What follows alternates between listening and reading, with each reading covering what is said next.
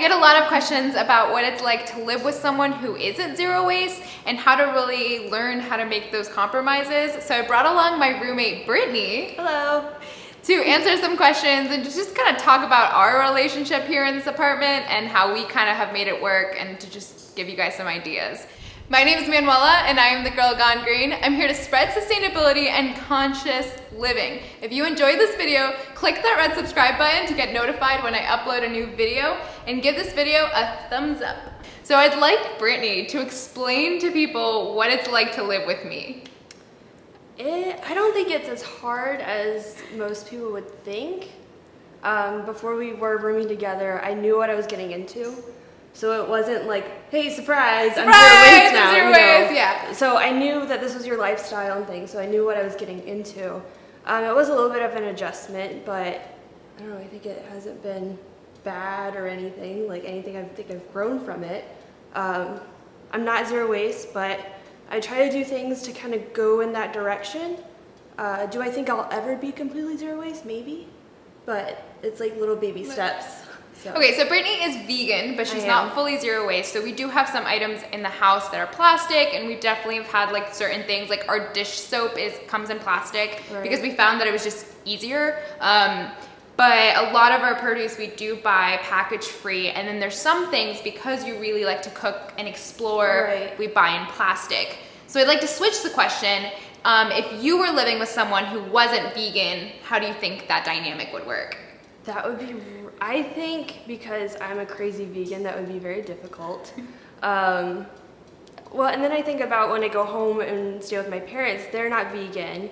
And like opening up the fridge and you see a bunch of meat and cheese and stuff, it's a little bit of an adjustment. But I don't know.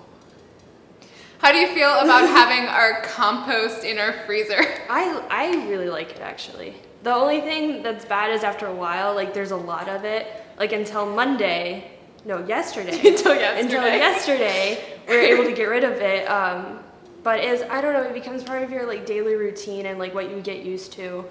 So I don't know, it's a part of my life now. So I'll chop up a tomato. I'm like, okay, then the rest of it just goes, in the freezer. But when I'm home, it's weird because I'll chop up something and then I'll go and get the scraps and I start walking towards the fridge. I'm like, oh yeah, it's not here. We only do it there, and and then we throw it away. But I don't know. I think it's cool. What are certain habits that you've learned from me that you want to follow when even beyond living together? Buying stuff in bulk.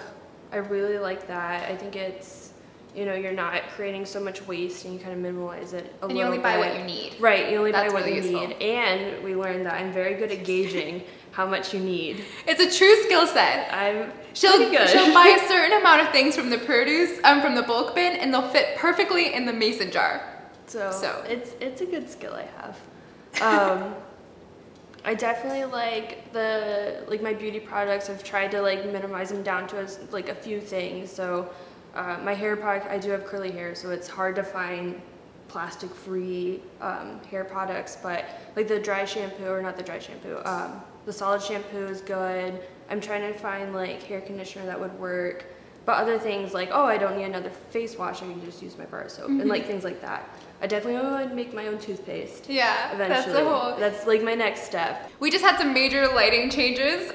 We don't typically film at this hour, but I wanted to continue our conversation. Specifically, if you were living with someone who was starting zero waste lifestyle and you didn't know anything about it, what do you think is the best way to go about it? Or what are some of the things that I did that really resonated with you and kind of made you understand my movement and that stuff? Well, I watched your TED Talk, and that kind of introduced me to it a little bit. I already knew what it was, but definitely like seeing your side of it made me understand it a little bit better.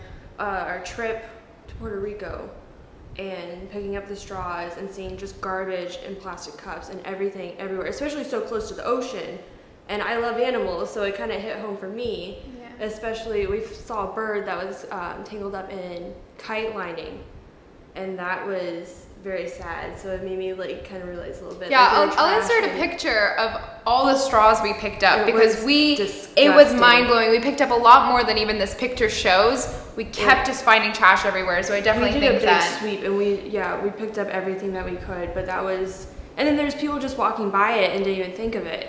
And you're like, if everyone just stopped for a second and then picked up at least one piece of trash, there would be a lot less. And then a lot less will go into the ocean and then affect all these animals.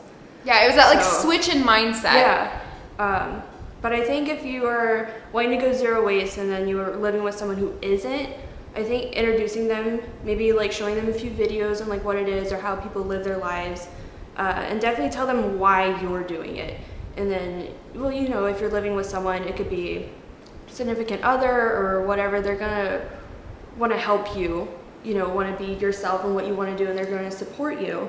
I think if it's just a random roommate, it might be a little tougher because they're not going to get it. And of course, I wouldn't say like try to push everything on them. I think they'll find their way eventually, like myself, like eventually we'll get there, you know, with some influence and things.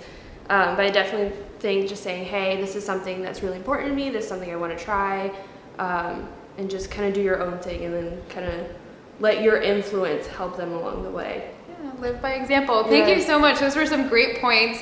And I just want to acknowledge Brittani because she lives with me and I'm the crazy psycho who speaks too loudly and keeps you up at night, puts trash in the like freezer, like is constantly trying new things and filming in the middle of the living room. So thank you so much for putting up with me. But my last question to you is, what are the 3 things that come in plastic that you could never give up? Vegan cheese. I love vegan cheese so much. Probably like my hair product of some sort. Maybe mascara. I think that would be. I'm surprised you didn't say sriracha. I forgot. We're big fans of sriracha here in the apartment, and of course it comes with plastic. I would probably change it to sriracha because they have zero waste mascara. I could get away with it, but yeah, probably sriracha. That's a big one. And I think I want to leave it at that. You know, you don't have to be perfect, and not everyone in your life has to be zero waste, including yourself. I've done a video on the things that I buy that are not zero waste, and it's evolved ever since that video. I have new products that I use that are not zero waste, but the idea is that you're just working towards something. You're changing your mindset, that you're thinking a little bit more when you buy something or consume something. So you don't have to be zero waste, and not everyone in your life has to be zero waste. So keep that in mind, and I hope this helped you. For now, don't forget to live sustainably and consciously, and we will see you in our next video. Bye.